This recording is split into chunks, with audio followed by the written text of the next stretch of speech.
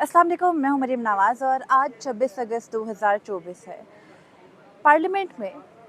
मुसलसल ये बातें हो रही है कि मुश्तरका इजलास बुलाया गया। मुश्तरका इजलास की वजह क्या है? बहुत से लोग आईनी तरमीम को वजह बना रहे थे, लेकिन अब एक ऐसी वजह सामने आ गई है जिससे लगता ये है कि एक इदारा जो कि एक अहम आईनी इदारा है वो ख़तरे में पड़ सकता है, उसको बंद गली में जाना पड़ सकता है, क्योंकि जो पार्लियामेंट उससे मुतालबा करने जा रहा है वो मुतालबा कुछ सख्त है और उस मुतालबे की सूरत में उस इदारे को मुश्किल एक और आईनी इदारे में पेश आ सकती है। और ये तमाम तर कहानी क्या है, मुश्तरका इजलास बुलाने के पीछे वजूहात क्या थी, अब क्या हैं और उन वजूहात के साथ कौन सा आईनी इदारा मुश्किल में आ सकता है, इससे मुतालिक इस व्लॉग में बात करते हैं। तो आपको पता है 3 दिन से एक ही बहस चल रही है कि शायद पार्लियामेंट आईनी तरमीम की तरफ जा रहा है, शायद कोई एक्सटेंशन होने जा रही है, जबकि मैं आपको 3 दिन से एक ही बात बता रही हूँ कि एक्सटेंशन ऑन कार्ड्स अब नहीं है या फिलहाल नहीं है। तो जो ये अहम तरीन इजलास, मुश्तरका इजलास जो कि इसी हफ्ते में बुलाया गया 28 को गालिबन,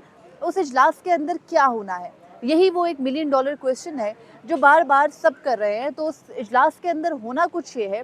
कि एक करारदाद आनी है पार्लियामेंट की जानिब से जिसमें मुतालबा किया जाना है इलेक्शन कमीशन से, और उसके बाद जो तरमीम की गेम है उसने एक्टिव होना है। इलेक्शन कमीशन ऑफ पाकिस्तान जिसने के आम इंतखाबात बहुत ही शफाफियत से ऑलरेडी करा दिए हैं और नाम इंतखाबात से जुड़े बहुत से ऐसे मुकदमात और बहुत से सवालात अभी सुप्रीम कोर्ट ने भी डिसाइड करने हैं, ख़ासतौर पर मखसूस नशस्तों के मामले पर। तो उस इदारे से जो मुतालबा पार्लियामेंट करने जा रही है वो भी आगे चल के आपके सामने रखती हूँ, लेकिन कुछ बैकग्राउंड से स्टार्ट करते हैं। आपको मालूम है कि इलेक्शन कमीशन ऑफ पाकिस्तान ने 8 फरवरी 2024 के इंतखाबात कराए और सुप्रीम कोर्ट के हुक्म से कराए। सुप्रीम कोर्ट के हुक्म से इलेक्शन कमीशन ने जब इंतखाबात की तारीख दी, जो कि देने के मूड में वो पहले नहीं थे, लेकिन सुप्रीम कोर्ट ने उनको एक टाइमलाइन दे दी। उस टाइमलाइन के बाद हमने देखा कि आम इंतखाबात की तारीख का ऐलान हो गया और आम इंतखाबात की तारीख के ऐलान के बाद इलेक्शन कमीशन ऑफ पाकिस्तान ने जिस तरीके से इंतखाबात कराए, फॉर्म 45 फॉर्म 47 की कंट्रोवर्सी भी एक तरफ है, इलेक्शन ट्रिब्यूनल्स और उसको लेकर के इलेक्शन कमीशन का कंडक्ट भी एक तरफ है, लाहौर हाई कोर्ट के चीफ जस्टिस के साथ उनका तनाज़ा भी एक तरफ है, मगर 12 जुलाई के बाद तमाम तर मामला तूल पकड़ गए। और उस वक्त तूल पकड़ गए जब 12 जुलाई को सुप्रीम कोर्ट के 8 जजेस ने मखसूस नशस्तों से मुतालिक ये फैसला दिया कि पाकिस्तान तहरीक इंसाफ को वो नशस्तें मिलनी चाहिए, क्योंकि जो अभी तफसीली फैसला तो नहीं आया लेकिन उसके पीछे मंशा यही है कि क्योंकि आवाम का वोट जिस जमात को पड़ा उसी जमात को मखसूस नशस्तें भी मिलनी चाहिए। अब बहुत से लोग, बहुत से तनकीदी लोग ये भी कहते हैं कि मखसूस नशस्तों के उस फैसले के अंदर सुप्रीम कोर्ट की बदनीयती छुपी ही है, क्योंकि अगर वो उसको क्लैरिटी से लिख देते, आईन और कानून के मुताबिक 3 दिन का ही वक्त देते, 15-15 दिन का वक्त ना देते, तो वो काबिल अमल फैसला होता। कोई जो हुकूमत है उसके पास बयानिया बनाने के लिए कोई तरीक़ेकार नहीं होता। लेकिन ये तमाम तर सिर्फ तनकीद है। अभी इस पर जो तफसीली फैसला है उसने तमाम तर तनकीदी जो बातें हैं उनका रास्ता बंद करना है, लेकिन उस फैसले के आने तक पार्लियामेंट अपनी गेम पूरी कर लेना चाहती है। पार्लियामेंट की एक तरह से टाइमिंग तो आउट है, क्योंकि सुप्रीम कोर्ट छुट्टियों पर थी और छुट्टियों पर अभी है, चंद दिन उनके पास बाकी हैं। तो इसी दौरान जो भी है, जो पार्लियामेंट है उसके पास वक्त है कि वो कर ले। अब पार्लियामेंट का मुश्तरका इजलास बुलाकर इलेक्शन कमीशन ऑफ पाकिस्तान, जिसने कि अभी तक सुप्रीम कोर्ट के 12 जुलाई के उस मुख्तसर फैसले के ऊपर अमल दरामद नहीं किया है, उससे ये मुतालबा किया जाना है कि आप एक करारदाद लेकर आ जाइए।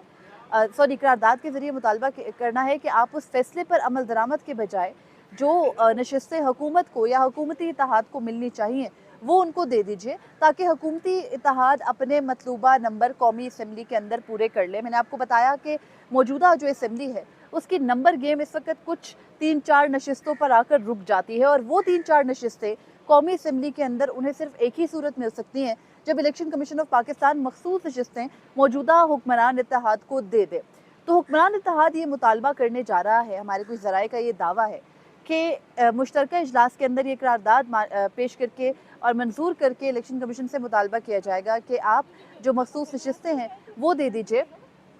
जो हुकूमती इत्तेहाद है उसको जो उनकी बनती है, क्योंकि इलेक्शन कमीशन ऑफ पाकिस्तान ये करार दे चुका है कि 39 कैंडिडेट्स तो पीटीआई के बनते हैं लेकिन 41 कैंडिडेट्स नहीं बनते। तो उन 41 की मद में जो हुकूमत की ऑलरेडी पहले इलेक्शन कमीशन और पेशावर हाई कोर्ट के फैसले के मुताबिक नशस्तें मिलती थी वो उनको वापस दे दे, ताकि उनके नंबर पूरे हो जाए और वो कोई कानून साजी कर सके। ये वो तमाम तर शोर शराबा जो मुश्तरका इजलास का था उसका वन लाइनर है। मुश्तरका इजलास के अंदर कुछ कानून साजियाँ, जैसे इस्लामाबाद की जो लोकल गवर्नमेंट एक्ट है उसमें कुछ तरमीम करके तहसीलें बढ़ा के उनको रोकने की कोशिश भी हो सकती है, लेकिन ये तमाम तर सेकेंडरी चीज़ें हैं। ये तमाम तर इस हुकूमत के वो ख़तरात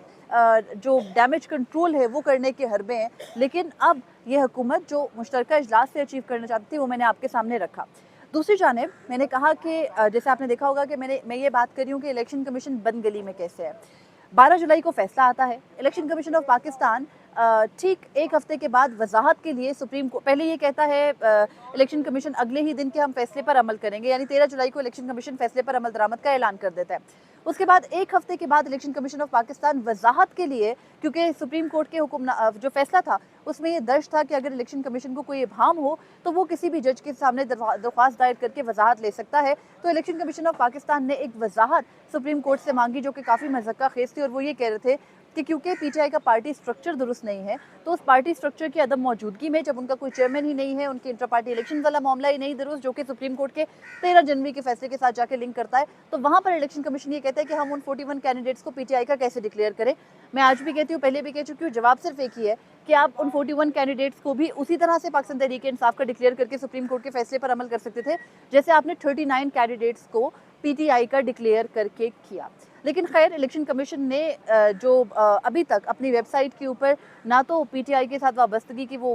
फहरिस्त नोटिफिकेशन मुकम्मल अपलोड की और ना ही अभी तक कोई एक भी मखसूस नशिस्त अलॉट की है। और जाहिर है कि इलेक्शन कमीशन इसी इंतज़ार में है कि पार्लियामेंट कुछ करे, उनकी कोई मदद करे और उनको रास्ता मिले, लेकिन इलेक्शन कमीशन यहाँ बंद गली में है। वो ऐसे है कि जब एक इदारा, आइनी इदारा जिसका काम सिर्फ इंतखाबात कराना ही है, साफ शफाफ गैर जानिबदाराना, उस इदारे ने सुप्रीम कोर्ट के फैसले पर अमल करने से पहले वजाहत मांगी। वजाहत के बाद उसी इदारे ने नजरसानी दरख्वास्त भी दायर कर दी। तो इन दोनों सूरतों में जब आप एक तरफ वजाहत मांग रहे हो, दूसरी जानिब मतलब वजाहत मांगने का मतलब ये है ना कि आप सुप्रीम कोर्ट के फैसले को मुकम्मल नहीं समझ पाए हो, आप रास्ता मांग रहे हो सुप्रीम कोर्ट से, उन्हीं 8 जजेस से जिन्होंने 12 जुलाई को पाकिस्तान तहरीक इंसाफ के हक में फैसला दिया। तो दूसरी जानिब आप नजरसानी दरख्वास्त भी दायर कर रहे हो कि आपका फैसला भी दुरुस्त नहीं है, आपको लगा होगा वो नाकाबिले अमल है। लेकिन ऐसी सूरत में, इस सिचुएशन के अंदर जब आपको फैसला समझ ही नहीं आया और अभी आप सुप्रीम कोर्ट से वजाहत भी मांग रहे हो और फैसले पर दुरुस्तगी भी मांग रहे हो, तो ऐसी दोनों सूरतों के अंदर आप कैसे जा कर के पार्लियामान की मर्जी पर या उनकी कोई करारदाद आ जाने पर या उनके मुतालबे पर जो नशिस्तें हैं वो उनके को हैंड ओवर कर सकते हो। तो इस तरह इलेक्शन कमीशन इस वक्त एक मुश्किल में है। एक तरफ वो तौहीन भी अवॉइड करना चाहते हैं, मुस्तकबिल के चीफ जस्टिस के सामने अपना जो एक पूरा खौल है या अपना एक पूरा इमेज है वो बर्बाद भी नहीं करना चाहते, और एक चीफ जस्टिस नहीं है, मुस्तकबिल के 4-5 चीफ जस्टिस हैं।